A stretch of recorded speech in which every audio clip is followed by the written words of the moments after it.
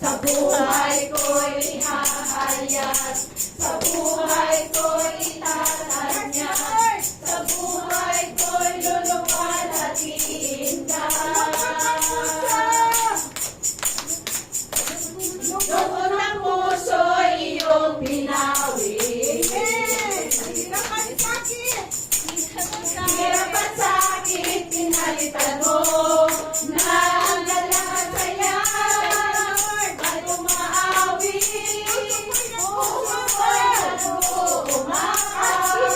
At di mapipigilan kailanman. At di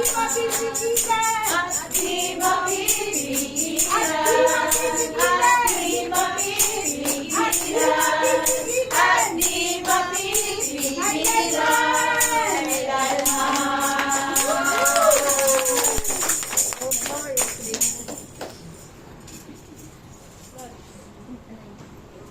Sige po, since na first Sunday of the month, darako po tayo sa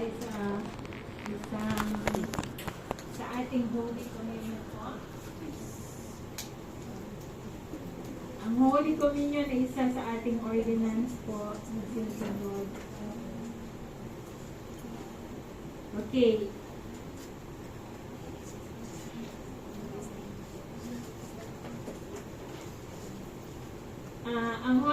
Ang Holy Communion ay meron pong dalawang elemento na ating ginagamit.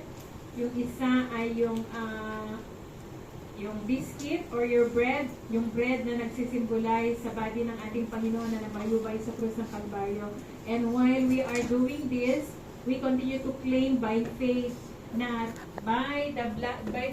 sa pamamagitan ng latay ng ating Panginoon, alam po natin ang ating Panginoon nakatamo ng 39 lashes, yung siya po ay hinagupit. At yung 39 lashes na yan, it sums up all yung mga generic, yung lahat ng mga pangalan ng uri ng sakit, karamdaman. Sa pamamagitan nun, habang tinetake po natin, wala pong imposible.